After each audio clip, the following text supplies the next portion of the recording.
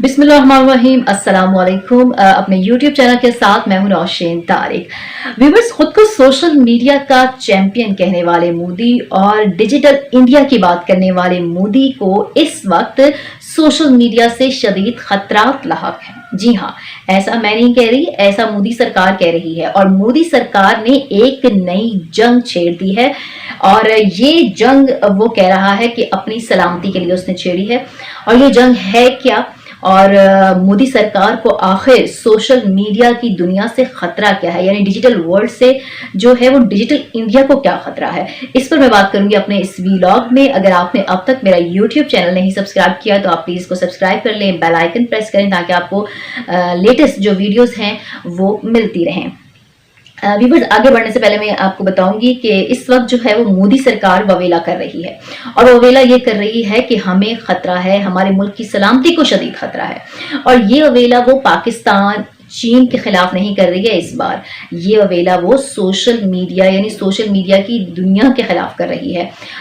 आखिर मोदी सरकार को सोशल मीडिया की दुनिया से खतरा लाहक क्यों है, कैसे है, और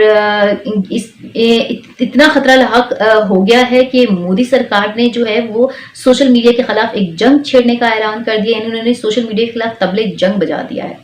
तो जनाब, ये कोई नई बात नहीं है। अगर मैं बात करूं लेटेस्ट खबर पर जाने से पहले, अगर मैं बात करूं बैकग्राउंड की, तो मोदी की फाशिस्ट हुकूमत जो है, हम देख रहे हैं कि किस तरीके से कश्मीर में अटूट अंग के जो उनका नजरिया है उसको प्रोटेक्ट करने के लिए उसने वहां पर जो है वो कश्मीरियों की आवाज को दबा रखा है। तमाम ही सोशल मीडिया प्लेटफॉर्म्स बंद कर रखे हैं, लेकिन इसके बावजूद भी जुल्म जो है वो जुल्म है। और जब जुल्म हद से बढ़ता है तो उसको कोई दबा या रोक नहीं सकता। आपने कश्मीर में तो इंसानी हकूक, इंसान की बुनियादी हकूक, उसकी आवाज को, उसकी इजहारी राय को बंद किया हुआ है, क्योंकि वहां पे तो आपने जंग छेड़ रखी है ना। उस कश्मीर को तो आपने अपने अटूट अंग को जिंदा रखने के लिए आपने तो कश्मीर को जो है वो नौजवानों के कब्रिस्तान में तब्दील कर ही रखा है। इसके बाद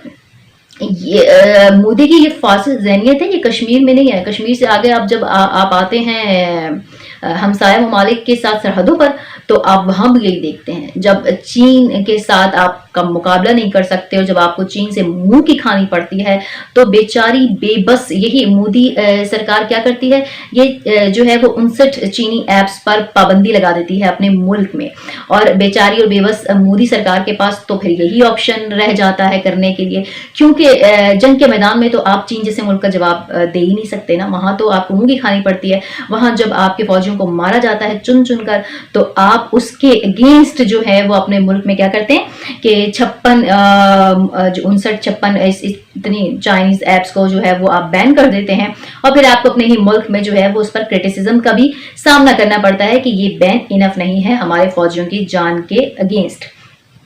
अब मैं आपको बताती हूँ कि मोदी फाशिस्ट की जो जहनियत है, ये कैसे कश्मीर से निकलती हुई, हमसाया ममालिक की सरहदों से निकलती हुई अब खुद इसकी अपने मुल्क में जो है वो नजर आ रही है। और अपने मुल्क में जो है वो एक जंग की सिचुएशन इसने कायम कर रखी है। तो हम ये सब जानते हैं कि इस वक्त जो है वो भारत में 3 माह से जो है वो सिख किसानों का, पंजाब के किसानों का, यानी भारतीय किसानों का प्रोटेस्ट चल रहा है। और ये प्रोटेस्ट वो अपने हकूक के लिए कर रहे हैं, मोदी सरकार के काले कवानीन के खिलाफ कर रहे हैं जो उनके हकूक गस्ब करने और भारतीय इंडस्ट्रियलिस्ट और भारतीय सरमायाकारों को तहफ़्फ़ुज़ देने के लिए मोदी सरकार ने डिज़ाइन किए हैं। यानी अपनी राजनीति को जो है वो तहफ़्फ़ुज़ देने के लिए, बका देने के लिए, तवाला देने के लिए, ताकतवर बनाने के लिए मोदी सरकार ने जो काले कवानीन बनाए हैं उनके अगेंस्ट ये बेचारे गरीब किसान जो है वो 3 माह से धरना दिए हुए हैं। इनके हकूक की बात करने के लिए, इनको इनके हकूक देने के लिए, इनके साथ किसी पॉइंट पर एग्री होने के बजाय मोदी सरकार ने डिमांड की सोशल मीडिया की दुनिया से, सोशल मीडिया प्लेटफॉर्म से, कि इनकी आवाज दबा दो, इनकी आवाज दुनिया को ना सुनाई जाए, और ताकि मोदी की जो फाशिस्ट पॉलिसियां हैं वो खुलकर सामने ना आए, दुनिया पे बात ना करे। और भारत शाइनिंग इंडिया का जो कॉन्सेप्ट है, डिजिटल इंडिया का जो कॉन्सेप्ट है, वो वैसे ही रहे। लेकिन ऐसा नहीं होता जनाब। अब जो लेटेस्ट खबर मैं आपसे शेयर करने जा रही हूँ वो ये है कि मोदी ने ٹویٹر کے خلاف، جی ہاں ٹویٹر کے خلاف جو ہے وہ محاذ جنگ کھول رکھا ہے، اور یہ باقاعدہ ان کو دھمکیاں دی جا رہی ہیں کہ آپ کو جیل کر دیا جائے گا، آپ کو جرمانے کر دیے جائیں گے اگر آپ نے وہ تمام اکاؤنٹس جو ہم نے کہے ان کو بین نہ کیا۔ یہ اب یہاں پہ سوال یہ اٹھتا ہے کہ مودی سرکار نے ٹویٹر کے ساتھ یہ محاذ کھولا کیوں ہے، اس کی وجہ کیا ہے، اور وہ اس کی وجہ ہے وہ انٹرنیشنل سیلیبریٹیز، وہ انٹرنیشنل انٹائٹیز کے ٹویٹس جن کی لاکھوں کروڑوں کی فالوئنگ ہے، اور وہ اپنا ایک ریکارڈ بنا رہے ہیں کیونکہ وہ سب اس پروٹیسٹ کے حق میں اور مودی پالیسیوں کے خلاف بات کر رہے ہیں۔ تو اب مودی سرکار ٹویٹر سے کیا چاہتا ہے؟ مودی سرکار نے ڈیمانڈ کی ٹویٹر سے کہ آپ ان تمام اکاؤنٹس کو جو 250-300 کے قریب اکاؤنٹس ہیں ان کو بلاک کر دیں۔ ٹویٹر نے انیشلی ان کو بلاک کیا اور دین پھر ان کو ان بلاک کر دیا، اور جس پر جو مودی سرکار ہے وہ بپھر گئی، جی ہاں وہ بپھر گئی۔ اس نے کہا ان کو بلاک کرو دوبارہ سے، یعنی ری بلاک کرو، اگر ری بلاک نہیں کرو گے تو ہم تمہارے خلاف ایکشن لیں گے، تمہیں جیل میں ڈال دیں گے، تم پر پینالٹیز کر دیں گے، اور یہ سب جو ہے وہ مودی سرکار نے کیا ہے۔ اب میں یہاں پہ آپ کو بتاؤں کہ اس وقت آگے بڑھنے سے پہلے کہ یہ مودی سرکار کی جو مشینری اچانک سے اتنی ہائی الرٹ ہو گئی ہے اور اس میں اتنا غم و غصہ پایا جا رہا ہے کہ اس نے ٹویٹر کے خلاف ایک محاذ کھول رکھا ہے، یہ اس کی ریزنز کیا ہیں؟ اس پر جانے سے پہلے میں آپ کو بتاؤں کہ اس وقت جو انڈیا میں بگ ٹیک کمپنیز ہیں ان کی جو انویسٹمنٹ ہے انڈیا میں، اگر میں وہ آپ کے ساتھ شیئر کرنا چاہوں تو اٹس ہیوج، جی ہاں گوگلز نے $10 بلین کی انویسٹمنٹ کی ہوئی ہے، امیزون نے $5.5 بلین کی انویسٹمنٹ کی ہوئی ہے، فیس بک کی $6 بلین کی انویسٹمنٹ ہے اس وقت انڈیا میں، اور ان سب کے خلاف جو ہے وہ مودی سرکار جو ہے وہ صرف اپنی راجنیتی بچانے کے لیے، کیونکہ خطرات انڈیا کو نہیں ہے، سوشل میڈیا سے خطرہ یا سوشل دنیا سے خطرہ انڈیا کو نہیں ہے، سوشل میڈیا سے خطرہ مودی سرکار کی راجنیتی کو ہے، مودی ذہنیت کو ہے۔ اس کو جانے کے لیے وہ ان سب بگ ٹیک کمپنیز کے ساتھ برسر پیکار ہو گئے ہیں، ان سب کو انہوں نے چیلنج کر دیا، ان سب کے آگے آ کے کھڑی ہو گئی ہے بی جے پی اور مودی سرکار۔ ہم نے پچھلے دنوں دیکھا کہ ایک انوائرمنٹل ایکٹیوسٹ ہیں گریٹا تھنبرگ، جی انہوں نے جو ہے ان کے پوسٹر جلائے گئے، بی جے پی کے کچھ حامیوں نے سڑک پر ان کے پوسٹر، ان کی پکچرز کو جو ہے وہ آگ لگاتے ہوئے دیکھا گیا۔